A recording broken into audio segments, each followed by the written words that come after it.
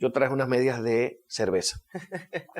Yo creo que la gente estuviera afanando y inclusive tuviéramos la Plaza de la Bandera. Bienvenidos amigos y amigas a una nueva entrega de Contraste, su espacio donde la realidad es comparada. En el día de hoy vamos a tratar un tema sumamente importante para el país y se trata de la reforma fiscal.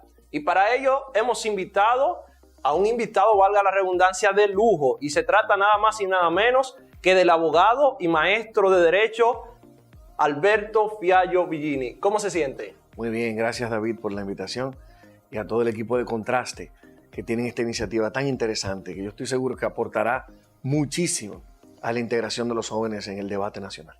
Bueno, nos sentimos muy agradecidos por acceder a esta invitación para tratar este tema de la reforma fiscal que ha estado candente en los últimos meses y que, como decía, es de suma importancia para los dominicanos. Y yo quiero que iniciemos con una primera pregunta. Y mucha gente se estará preguntando, ¿qué es la reforma fiscal? Yo creo que no muchos manejan ese término. Eso es así. La reforma fiscal tiene una noción ligada completamente a lo que se llama sistema tributario. Y yo creo que deberíamos iniciar explicando a las personas qué es el sistema tributario. Los estados, los gobiernos, lo voy a aplicar de la forma más sencilla, ni siquiera respetando tal vez la terminología correcta, sino que para que la gente entienda.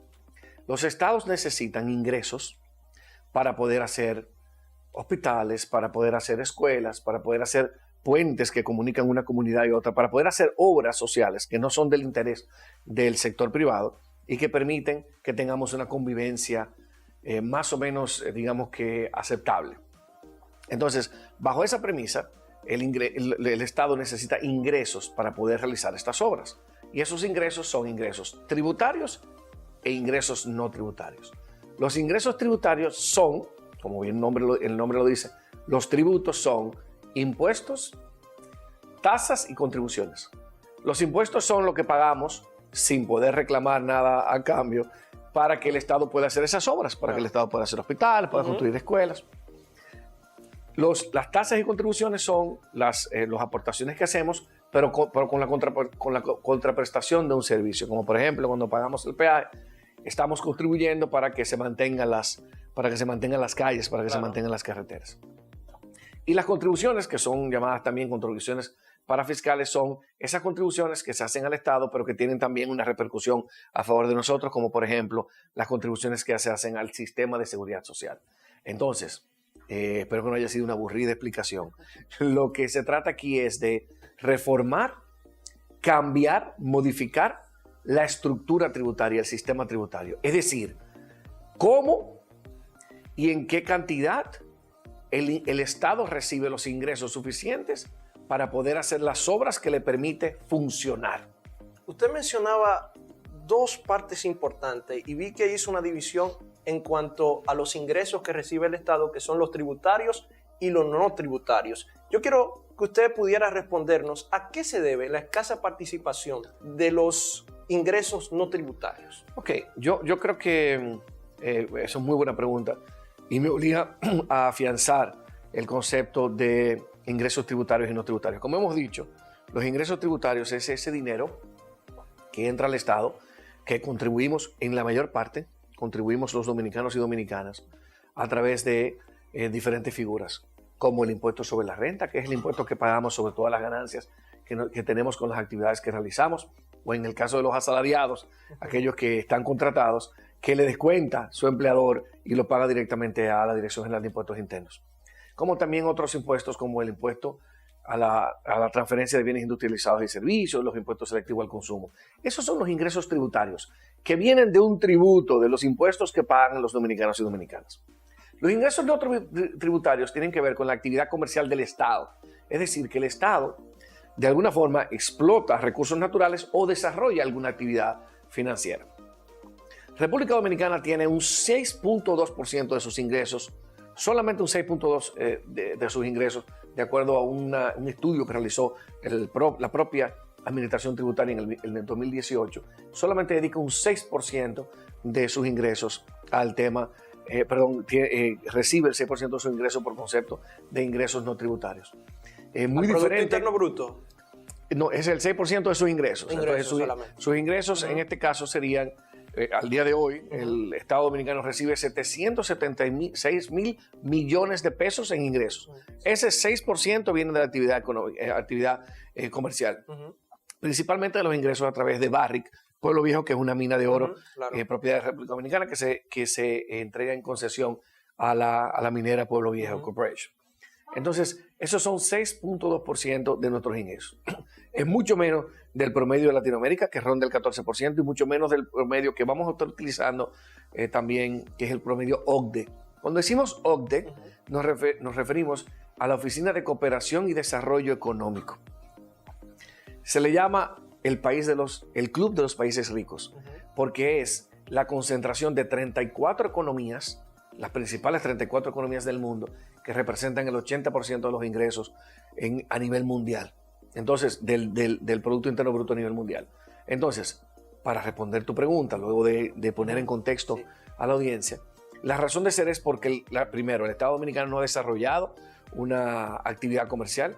También el Estado Dominicano, fuera del oro, no ha desarrollado también, no hemos descubierto, digamos, que otras fuentes de ingresos, como por ejemplo el petróleo, como por ejemplo otros minerales. Entonces yo diría que, y también el poco desarrollo de las alianzas público-privadas son las razones que llevan a que tengamos unos ingresos no tributarios tan reducidos. ¿Y usted pudiera darnos un ejemplo concreto, así brevemente, de lo que representan ingresos no tributarios? Sí, por supuesto. Como decía, se refiere a los ingresos que no son por un aporte de las personas, de los dominicanos y dominicanas, por razones de impuestos. Por ejemplo, esos ingresos que tienen que ver con la actividad de Barrick. Esos son ingresos que vienen directamente de la actividad comercial de Barrick. No estamos hablando puntualmente del impuesto sobre la renta que paga Barrick, sino del PUN, que es lo que es el retorno neto de fundición. Esa participación en esas utilidades. Eso es parte, digamos, que de la actividad económica del Estado y sería un ejemplo. Por ejemplo, si tuviéramos petróleo, como es el caso de Venezuela, y estuviéramos vendiendo petróleo, esa actividad económica sería un ingreso para el Estado que no sería tributaria, sino propia de la actividad comercial del Estado. Sí, yo quería que en algún momento diéramos un contexto de cuál es la realidad que tenemos para justificar la reforma fiscal. Adelante, claro. Y yo creo que es muy importante porque la gente se preguntará ya en este momento, bueno, ok, ya sabemos qué es un sistema tributario. Ya sabemos que hay ingresos tributarios e ingresos no tributarios. Ahora la pregunta es, ¿cuál es la estructura del sistema tributario dominicano que nos obliga o que nos empuja a decir que que debemos tener una reforma fiscal? ¿Te parece? Adelante, claro. Bien. Primero, nosotros tenemos una estructura tributaria que descansa en los impuestos indirectos. ¿Qué significa eso, David? Que los impuestos directos, vamos a llamar los impuestos buenos, los impuestos héroes, son los impuestos que gravan las ganancias. Eso significa que cuando una persona se gana dinero, contribuye de eso que se gana, contribuye al Estado. Mientras más gana, que es el principio de progresividad, que es de hecho el principio que establece nuestra Constitución en el artículo 75.6, que nos dice que es un deber tributar en base a las posibilidades. Mientras más se gana, más se paga. Eso nos dice que es un impuesto directo, es un impuesto perfecto. Un impuesto indirecto es un impuesto que grava el consumo, es un impuesto malo. Por eso, yo no sé si se va a ver a través de la cámara, yo traje unas medias de cerveza. Y la cerveza es el mejor ejemplo de un impuesto indirecto, de un impuesto villano. ¿Por qué? Porque tú y yo, David, que hemos tenido oportunidades muy diferentes a la mayoría de la población dominicana, que es pobre, cuando pagamos una cerveza, lo hacemos con la confianza de que no va a afectar nuestro patrimonio. Cuando lo hace un obrero que acaba de salir de tirar mezcla, como decimos dominicanos, ¿verdad? De trabajar en la construcción, él está pagando el mismo impuesto a la transferencia, el mismo ITEVIS, el mismo impuesto selectivo al consumo, está pagando los mismos impuestos que tú y yo. Esos son impuestos regresivos. Eso significa que el impacto que tienen en ti y en mí la cerveza es muy diferente al impacto que tiene en él. ¿Y por qué cojo el ejemplo de la cerveza? Porque es precisamente uno de los ingresos tributarios más importantes en la República Dominicana, ese impuesto específicamente al alcohol y específicamente la cerveza, que es el alcohol que más se consume. Entonces, recapitulando, tenemos impuestos directos e impuestos indirectos en la República Dominicana. Estos impuestos directos son los que ustedes conocen como el impuesto sobre la renta, por ejemplo, el IPI, que tanto se critica, pero que es un impuesto en diseño perfecto, el impuesto al patrimonio inmobiliario. ¿Por qué? Porque mientras más casa tienes, más contribuyes. Claro. Mientras más dinero tienes, más contribuyes. Esos impuestos indirectos malos en República Dominicana son el ITEVIS, el impuesto selectivo al consumo. Esos son impuestos malos. ¿Por qué? Porque ellos no distinguen quién es. Puede ser una persona pobre, puede ser una persona rica y va a pagar el mismo impuesto. En República Dominicana, de acuerdo al un estudio realizado por la Dirección General de Impuestos Internos en el año 2018, que son lamentablemente la data más reciente, dice que el 66% de nuestros impuestos son indirectos, versus el 34% que son impuestos directos.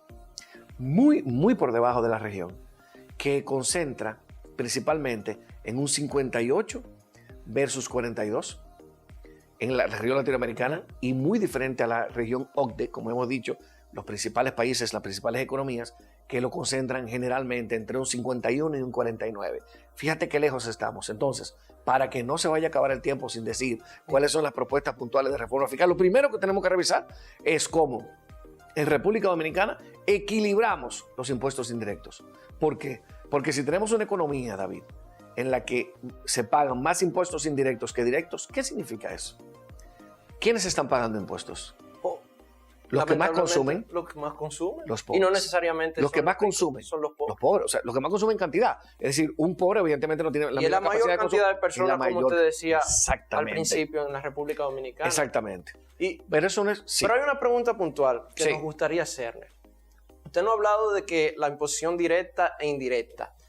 ¿A qué se debe que en la República Dominicana legislaturas han venido y han ido y no se le ha prestado la debida atención a esta realidad que usted pone de manera tan simple como que la solución estuviera en que lo que debería hacerse una combinación eficiente entre lo que son los impuestos, las imposiciones directas y la indirecta? ¿Por qué nuestros legisladores no le han prestado atención a esta realidad? Por dos razones. Mi opinión. Claro. Por dos razones. Primero, es más fácil, y segundo, no es sexy. ¿Por qué no es sexy? Vamos a ver por qué. Bueno, primero, es más fácil porque hay mayores niveles de control en los impuestos indirectos.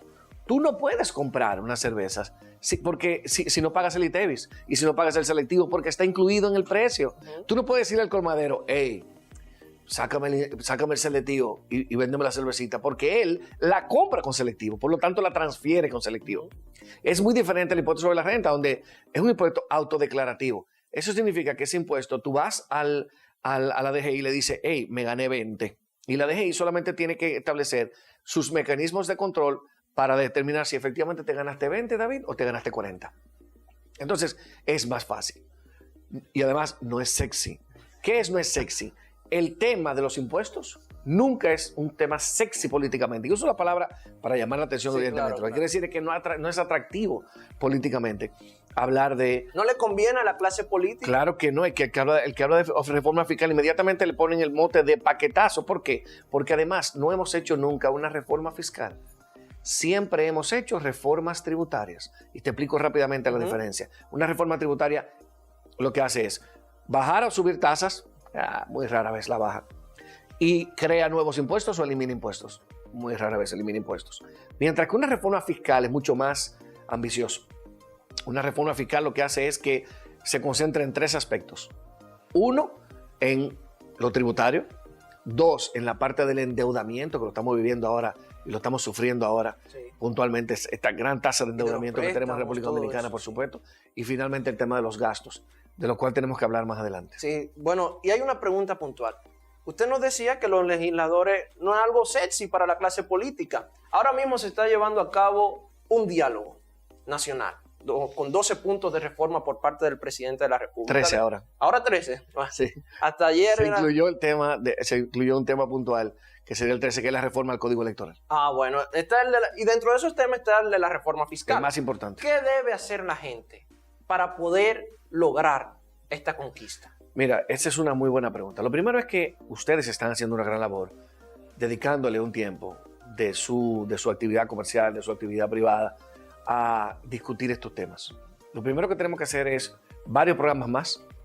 Claro. Explicando qué significa la reforma fiscal. Sobre todo porque la propuesta, ya lo había dicho el ministro de Hacienda, ya lo había anunciado el presidente en varias ocasiones, de que iba a haber una reforma fiscal. Por supuesto, hubo un momento en que ustedes se dieron cuenta de que tan poco sexy es el tema, que el presidente tuvo que desmentir y retirar, digamos que la palabra que se había dado de que iba a haber una reforma fiscal. Y en medio de una crisis. En medio de una crisis. Yo creo que el desconocimiento de la gente sobre el tema es lo que corrobora o colabora para que la gente se asuste cuando se le hable de reforma fiscal. Cuando no saben que eso puede beneficiar, porque lo que tenemos ahora nos está afectando. Exactamente. Las personas deberían, si logramos llevar el nivel de conocimiento a las personas,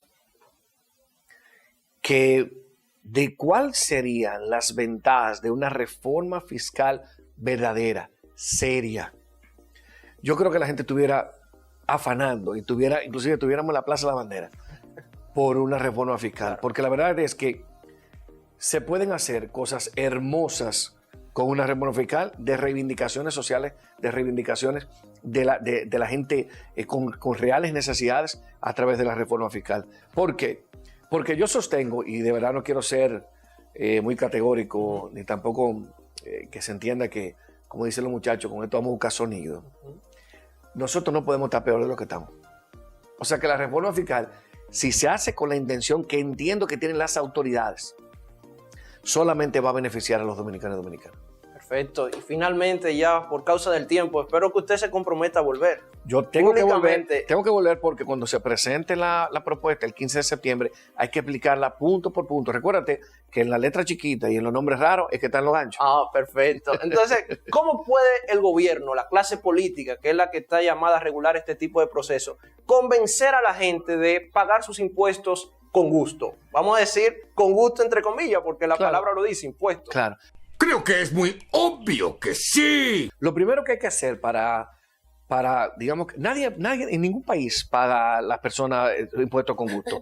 Esos países que tienen, los países escandinavos que tienen una presión tributaria, que después hablaremos también del tema de presión tributaria altísima, y que tienen todo resuelto, nadie paga impuestos con gusto porque al final de cuentas hay un sentido de pertenencia a lo que uno gana y no quiere repartirlo o compartirlo con el Estado. Lo que sí yo creo que se puede hacer para que los dominicanos entiendan la necesidad y la importancia de pagar impuestos, sobre todo para garantizar una República Dominicana sostenible y que nosotros podamos tener niveles de educación mucho más aceptables y que el 63% de nuestros niños a los 10 años sí sepan lo que leen y lo que escriben, es que podamos contribuir todos de manera equitativa, David. Que tú sepas que cuando tú pagas de lo que te ganas, tú estás pagando 500 pesos, tú estás pagando 1,000 pesos, que es lo que tú puedes contribuir, pero lo estás pagando y se está devolviendo a la población lo que se está haciendo. Y eso solamente se logra a través de 3 medidas principales. Primero, saber que no nos estamos endeudando más de la cuenta y que nos estamos endeudando con cosas que tienen retorno de capital, porque no es lo mismo endeudarse para pagar sueldos que endeudarse para pagarle, por ejemplo, a la formación de los maestros que van a ser los maestros de nuestros hijos. Y otra cosa también, que el Estado, un Estado amorfo, es decir, un Estado pesado, un Estado diabético, y escúchame la expresión, pero es así, un Estado que tiene 650,000 empleados, haciendo en muchos casos en nominillas. Con sueldos que a veces no se corresponden con lo que hacen. A veces no se corresponden con lo que hacen, también es un tema. Y finalmente, el tema evidentemente de que los impuestos deben distribuirse mejor y que el pueblo debe entender que cuando ellos están pagando 500 pesos, los ricos están pagando 1,000. Y que ellos puedan ver los beneficios. Así es. Pues muchísimas gracias. Para mí un placer. Nos sentimos muy agradecidos y como le dijimos, lo esperamos en la próxima entrega para seguir profundizando estos temas y muchos otros. Sin falta. Pues muchas gracias, amigos y amigas. No olvide suscribirse a nuestro canal, darle like y dejarnos su comentario y decirnos qué próximo tema le gustaría tratar con el distinguido Alberto Fiallo. No olvides seguirnos en Instagram, Spotify y también ser parte de la comunidad de Telegram para recibir el contenido de primera mano y también darle a la campanita en YouTube. Hasta la próxima.